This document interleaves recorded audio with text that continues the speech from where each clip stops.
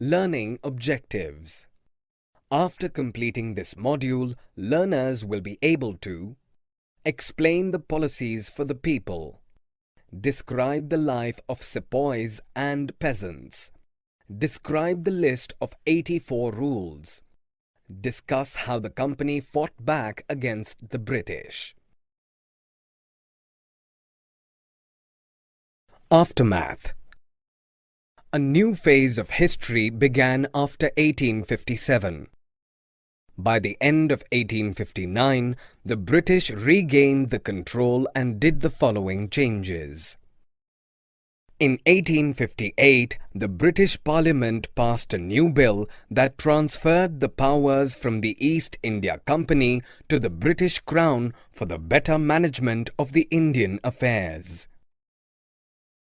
All ruling chiefs of the country were allowed to pass on their kingdoms to their heirs, including the adopted sons. The title of Viceroy was given to the Governor-General of India. With the help of these steps, British government accepted direct responsibility for ruling India. British decided to reduce the number of Indian soldiers and increase the number of European soldiers in the army. Policies were made to protect landlords and zamindars, like giving them security of rights. British also respected some of the Indian customary practices. Indian rulers had to hold their kingdoms as subordinates of the British Crown. Policies and the people.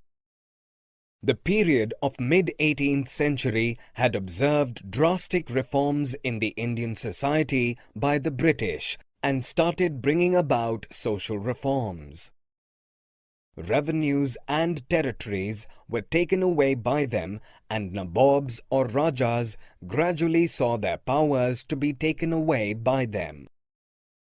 Though many of them did try to negotiate with the British people, like Rani Lakshmibai, but their requests were continuously turned down. British had planned to end the Mughal dynasty in India in several ways. By removal of the Mughal kings from the coins. Decision of Bahadur Shah Zafar to be the last Mughal king. Peasants were not able to pay the high taxes and ultimately ceded their land to the East India Company. Peasants were unhappy with their pay, ongoing religious reforms, and many were severely punished for not following the British ideologies. In the eyes of British, Indian society needed to be reformed, like abolishing sati and remarrying of widows.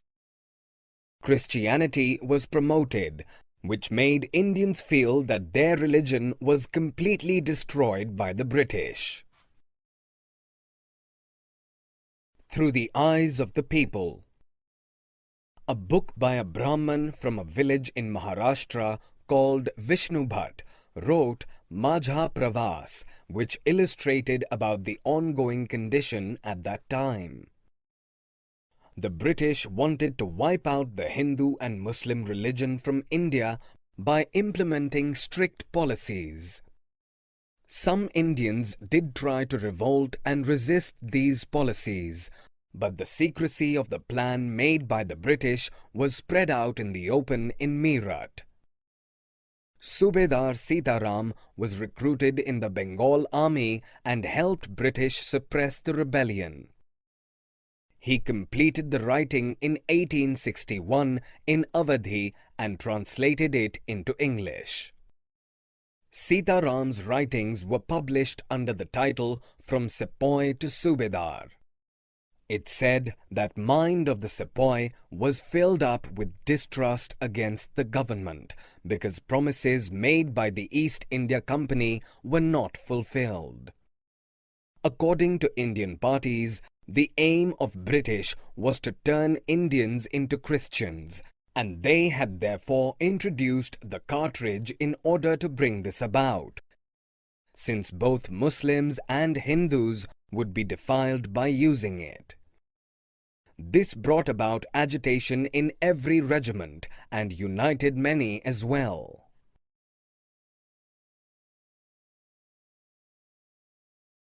A mutiny becomes a popular rebellion.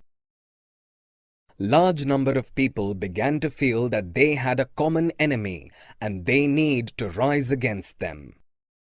Such situation had developed in the northern part of India, which needed them to organize a revolt in a proper way. This period of 1857 saw a massive rebellion and threatened the presence of the company. A large number of people, including sepoys from Meerut, mutinied from different sections of society.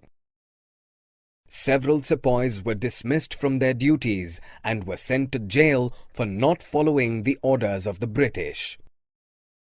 A widely known personality, Mangal Pandey, was hanged to death for attacking his officers. This widespread revolt was seen in other parts of the Meerut as well. Rebellions set out to burn the buildings and the offices. They were determined to end the British rule and decided the land to be ruled by Bahadur Shah Zafar. Many British officers were killed. He was hailed as the Indian leader. East India Company felt that if the Mughal emperors established their rule again, the British would have to rule their own territories under Mughals. Delhi, Kanpur, Lucknow were the nodal points of the agitations.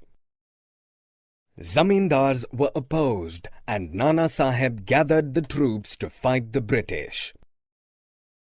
Different leaders were proclaiming themselves to be the governor or king of the states.